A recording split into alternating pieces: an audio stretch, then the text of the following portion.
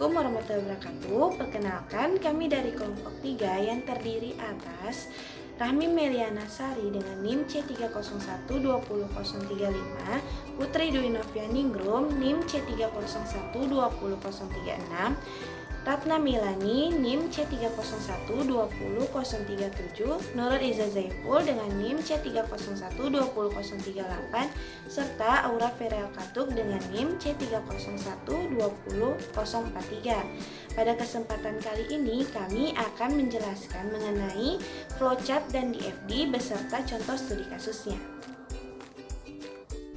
Yang pertama adalah pengertian dari flowchart. Flowchart merupakan bagan yang menunjukkan suatu aliran di dalam program atau prosedur sistem secara logika atau bisa disebut sebagai suatu diagram yang menunjukkan langkah-langkah serta keputusan untuk melakukan sebuah proses dari suatu program. Langkah-langkah tersebut digambarkan dalam bentuk diagram dan dihubungkan dengan garis atau arah panah. Fungsi flowchart yaitu mempresentasikan suatu algoritma atau proses tertentu yang rinci dan rumit dengan simbol-simbol tertentu sehingga mudah dipahami, menyederhanakan program yang kompleks dan rumit, memberikan pemahaman kepada tim untuk menggunakan flowchart sebagai metode mengumpulkan data, mendeteksi masalah, mengembangkan perangkat, dan sebagainya. Flowchart berguna untuk merancang proses baru atau menambahkan fitur tambahan.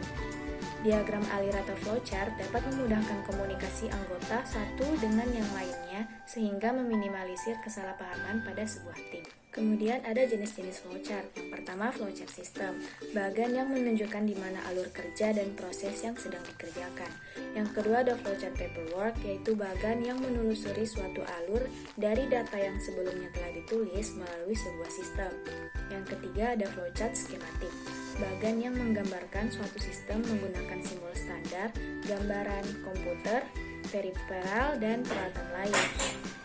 Yang ketiga ada flowchart program, bagan yang menjelaskan keterangan yang lebih rinci tentang langkah-langkah dari proses suatu program. Yang kelima ada flowchart proses, bagan yang memecahkan dan menganalisis langkah-langkah yang akan dilakukan selanjutnya dalam prosedur suatu sistem. Selanjutnya adalah DFD atau Data Flow Diagram. DFD adalah suatu diagram yang menggambarkan aliran data dari sebuah proses yang sering disebut dengan sistem informasi. Di dalam DFD juga menyediakan informasi mengenai input dan output dari setiap entitas dan proses itu sendiri.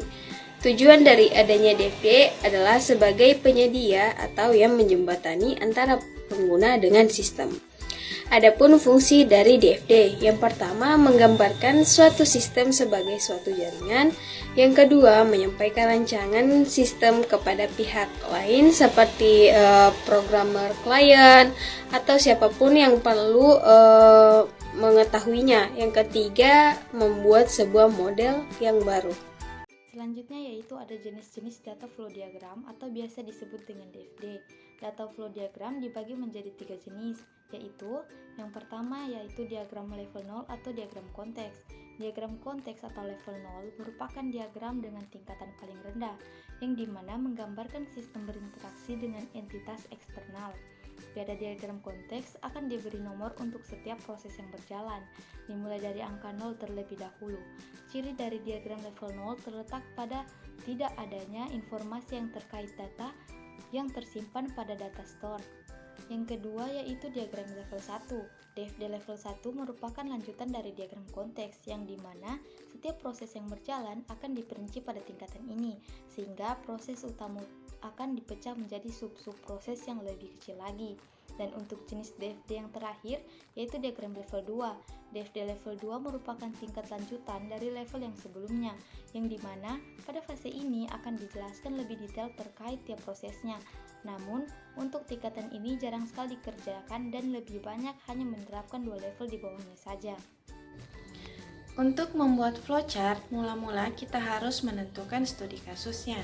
Pada video kali ini, kami mengambil studi kasus pada sebuah warung makan yang bernama Warung Bakso Abang. Studi kasusnya yaitu bermula ketika seorang pembeli datang untuk memesan makanan. Ketika pembeli duduk di warung tersebut, seorang pelayan menghampiri pembeli untuk memberikan daftar menu warung tersebut. Pembeli kemudian memilih menu bakso yang ingin ia pesan, lalu memberitahukan kepada pelayan. Pelayan tersebut mencatat pesanan pembeli dan langsung membawa catatan pesanan ke bagian produksi untuk memproses pesanan pembeli. Setelah pesanan telah selesai diproses, pelayan mengantarkan pesanan kepada pembeli. Pembeli menikmati pesanannya. Setelah selesai menikmati, pembeli kemudian membayar total pesanannya ke bagian kasir. Kasir menghitung total yang harus dibayar oleh pembeli.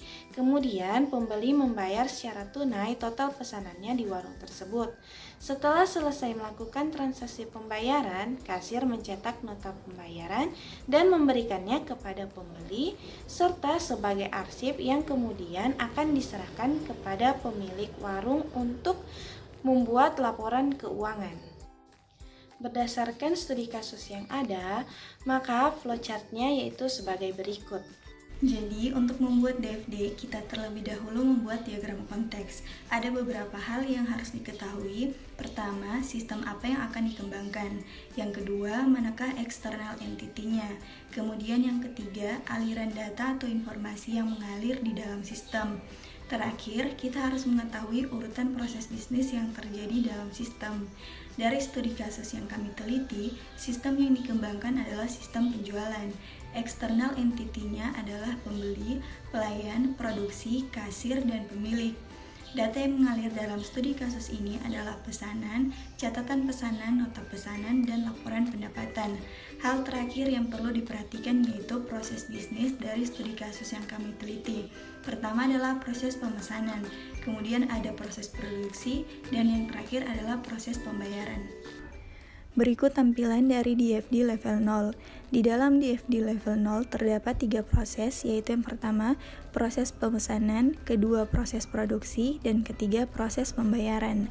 Pada DFD level 0 terdapat entitas-entitas, yaitu yang pertama pembeli, produksi, pelayan, kasir, dan pemilik.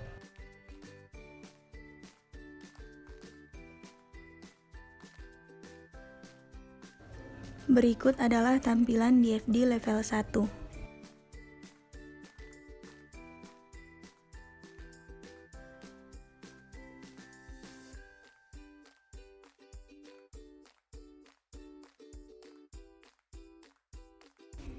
Berikut merupakan tampilan DFD level 2.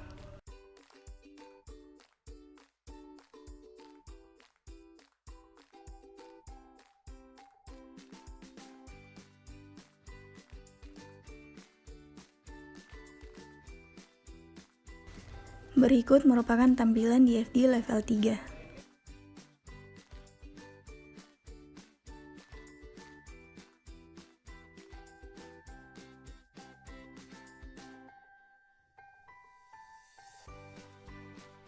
Sekian presentasi materi pembuatan flowchart dan DFD dari kelompok 3. Bila ada kesalahan kata mohon dimaafkan. Wassalamualaikum warahmatullahi wabarakatuh.